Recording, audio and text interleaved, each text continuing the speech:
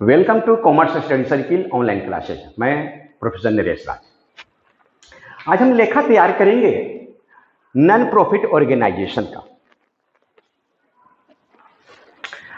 आज हम 12 क्लास के एसवीपीडी बुक्स का एग्जाम्पल 27 पेज 40 के सवाल को हम तैयार करेंगे। इस एग्जाम्पल में कह रहा है कि 31 मार्च 2019 को तैयार किया गया रिसिप्ट एंड पेमेंट से, हमें रिसिप्ट एंड पेमेंट दिया हुआ है। इस दिए हुए रिसिप्ट एंड पेमेंट से इनकम एंड एक्सपेंडिचर और बैलेंस शीट हमें बनाना है। सबसे पहले हम इसका फॉर्मेट तैयार करते हैं।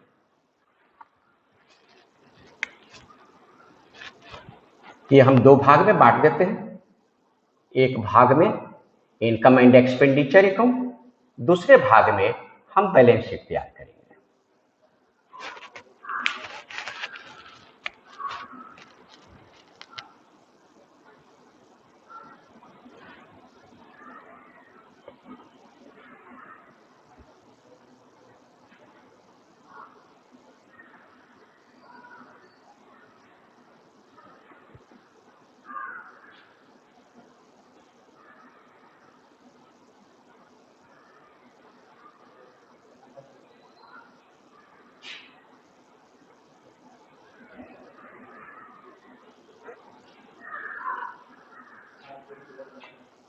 यह हुआ आपका income and expenditure account. Income and expenditure account. इसमें हम लिख सकते हैं ऑफ, जिस संस्था का हो, जिस कंपनी का हो। नीचे लिखेंगे डेट के लिए for the year ending DR expenditure amount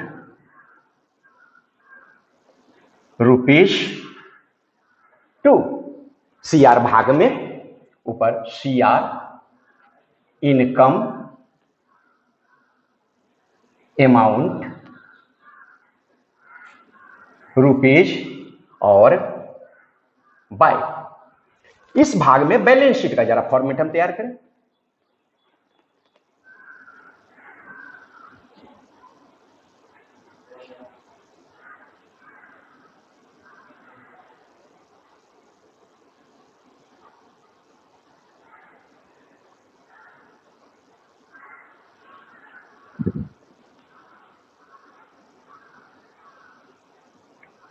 balance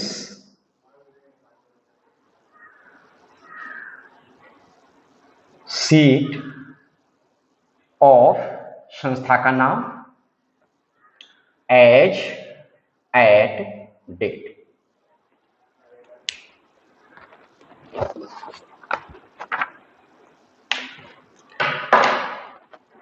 हम यह लेखा तैयार कर रहे हैं झारखंड क्लब का और बना रहे हैं 31 मार्च 2019 को। यहां पर लिख सकते हैं झारखंड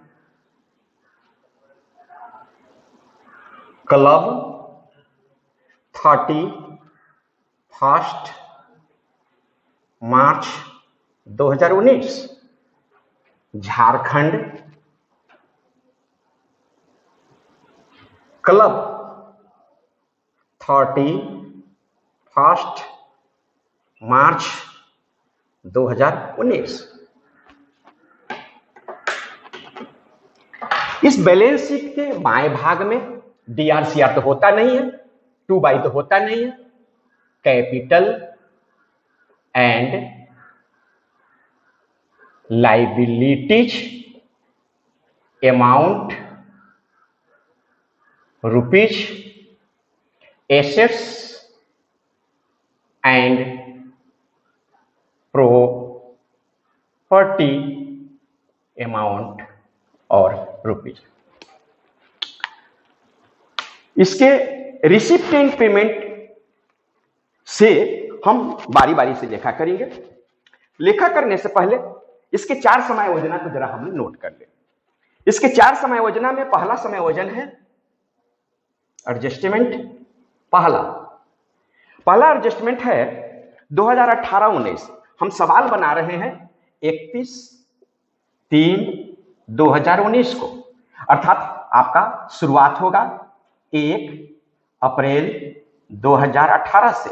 इसे हम कह सकते हैं 2018 और 19। अब आगे कहता है 2018-19 के लिए चंदा बाकी है 200 रुपया। 18-19 तो यही साल है, वर्तमान साल है। तो इस साल का मेरा बकाया चंदा मीन्स आउटस्टैंडिंग सब्सक्रिप्शन आपका है 200। फिर दूसरा एडजस्टमेंट अदत्त वेतन 125 रुपया।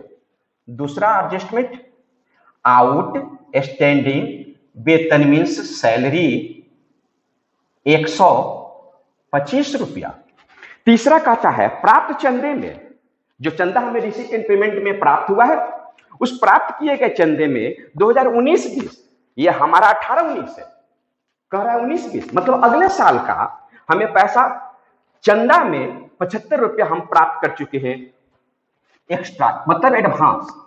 तो हम इसे लिख सकते हैं एडवांस सब्सक्रिप्शन रिसीव्ड 75। और चौथा है बीमा। हम सवाल बना रहे हैं 31 मार्च 2019 को, लेकिन समायोजन में कहता है कि बीमा दिसंबर 19 तक का, हमारे सवाल बनाने के दिन से ठीक 9 महीना फाजिल तक का बीमा का पैसा दिया हुआ है। बीमा का कुल पैसा आपका लिख रहा है 400 रुपया। तो 400 रुपया नॉर्मली यह माना जाता है कि बीमा प्रीमियम हम लोग सालाना देते हैं। साल भर का जब है 400, 6 महीना का हो जाएगा 200, 3 महीने का हो जाएगा 100, 9 महीने का हो जाएगा हमारा 300। तो ये 9 महीने का हमारा एडवांस है। तो हम लिख सकते हैं प्रीपेड इंश्योरेंस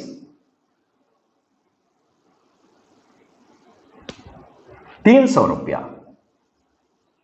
प्रीपेड का अर्थ है वो ऐसा खर्च जिसका समय अभी खत्म नहीं हुआ है, समय अभी नहीं बीता, लेकिन उस खर्च का हम भुगतान कर चुके हैं। ये चारों समायोजन है। हम इसका जब लेखा करेंगे तो यह ध्यान में रखेंगे कि ये एडजस्टमेंट किस शब्द के साथ है, बारी बारी से। रिसिप्ट साइड में सबसे पहले इंट्रांस फी से ऊपर हेडिंग है कैपिटल रिसिप्ट, पूंजीगत प्राप्ति। तो आपको पता है कि पूंजीगत प्राप्ति का लेखा हम लोग इनकम एंड एक्सपेंडिचर में नहीं करते हैं। तो हमारा इंट्रांस फी, लाइव मेंबरशिप फी और प्राइज फंड, ये तीनों हमारा कैपिटल प्राप्ति है, जिसका लेखा हम इनकम एंड एक्सपेंडिचर में नहीं करेंगे। उसके नीचे है आपका सब्सक्रिप्शन, वहां से हम शुरुआत करेंगे। सब्सक्रिप्शन लिख दीजिए, सब्सक्रिप्शन। इसके साथ 2 एडजस्टमेंट है, इसलिए सब्सक्रिप्शन 2000 जो मूल्य है उसको हम इनर कॉलम में लिखेंगे। अब इसके साथ बारी बारी से आउटस्टैंडिंग सब्सक्रिप्शन, इस साल का जो सब्सक्रिप्शन बाकी है इसको हम इसके साथ जोड़ेंगे, प्लस आउटस्टैंडिंग 200 रुपया, यह हो जाएगा हमारा 2200 रुपया। और हम सवाल बनाने के दिन से आने वाले दिन, मतलब एडवांस पीरियड का जो हम पैसा प्राप्त कर चुके 75 रुपया, उसको हम इसमें से माइनस करेंगे। माइनस एडवांस रिसिप्ट, किसी भी तरीका से लिख सकते हैं, इनकम रिसिप्ट इन एडवांस या प्रीपेड इनकम, इसे ही प्रीपेड इनकम भी कह सकते हैं। 75 रुपया घटा देंगे, 2125 रुपया आपका शेष पैसा अमाउंट में जाएगा।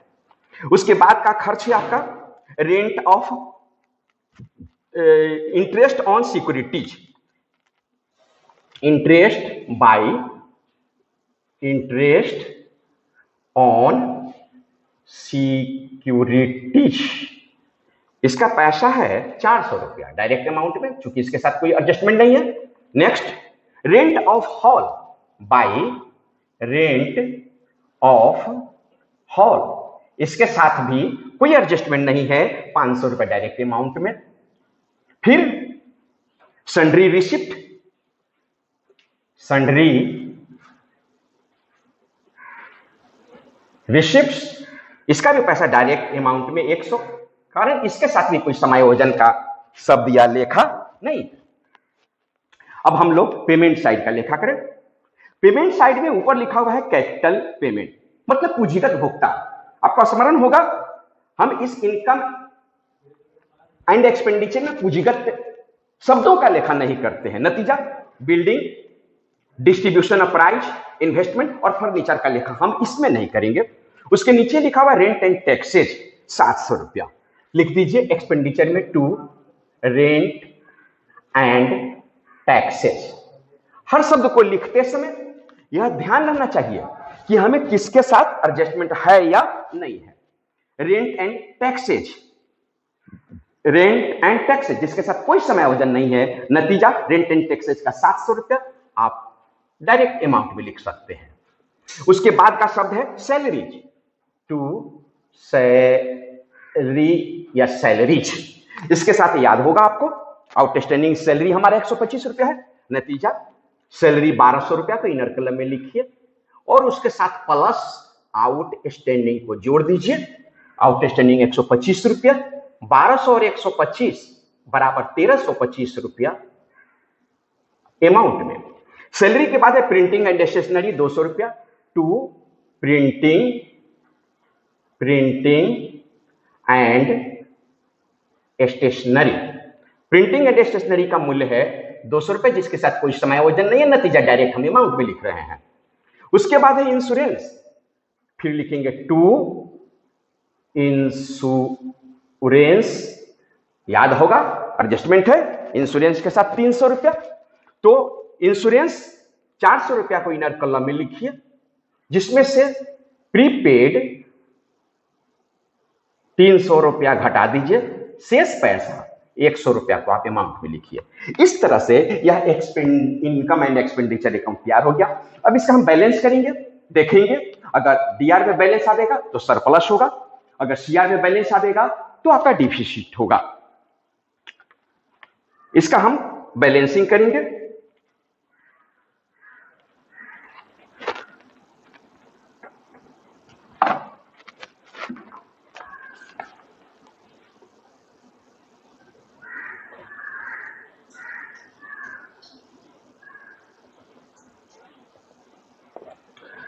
जोड़ते हैं 5, 2, 1, 4, 5, 5, 10, 1, 11 के एक हाथ में 1, 1, 2, 3, 3125। देखने से लग रहा है कि सीआर ज्यादा है, 3125 रुपया, 3125 रुपया। अब इसका आप बैलेंसिंग कीजिए।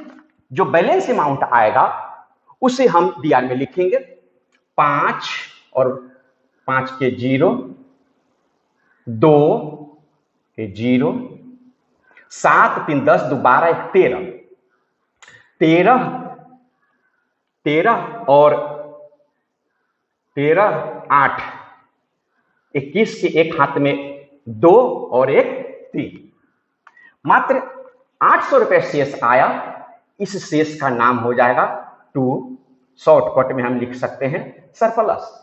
इसी शॉर्टकट सरप्लस को यदि हम पूरा लिखना चाहें तो excess of income over expenditure लिखेंगे। है, अब हम लेखा तैयार करते हैं बैलेंस शीट। बैलेंस शीट के बाएं भाग में हमें कैपिटल फंड चाहिए। यदि कैपिटल फंड प्रश्न में दिया हो तो उस कैपिटल फंड को लिखेंगे।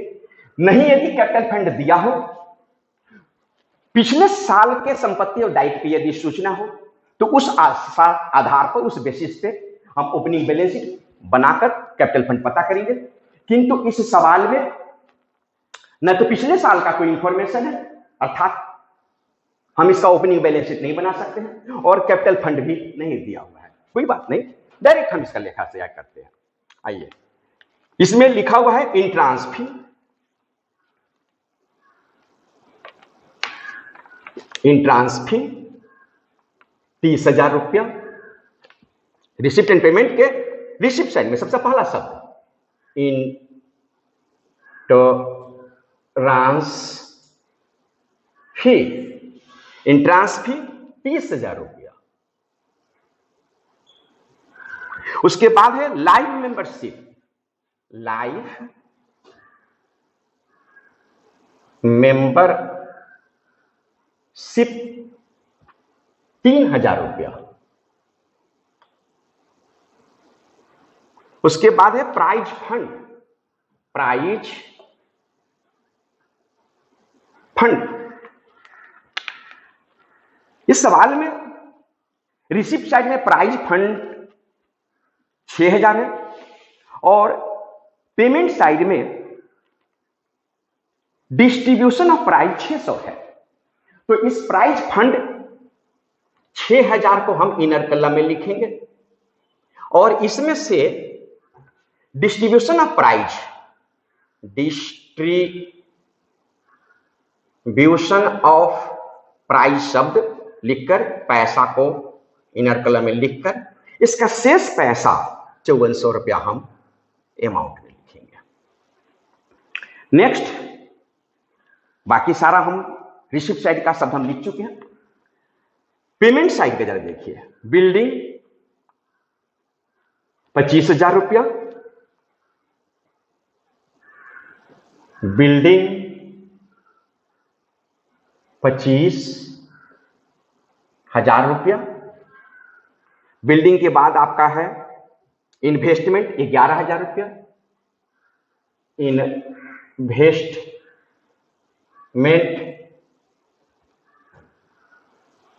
11,000 रुपया। इन्वेस्टमेंट के बाद आपका है furniture. Furniture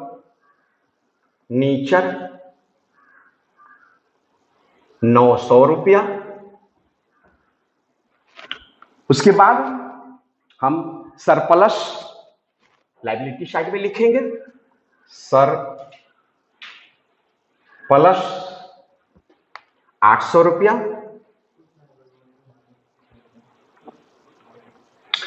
outstanding subscription, outstanding subscription ऐसा चंदा जो हमें मिल जाना चाहिए था, नहीं मिला है, जिसका एक लेखा तो हम कर चुके हैं, दोबारा लेखा बैलेंस शीट के संपत्ति भाग में होगा।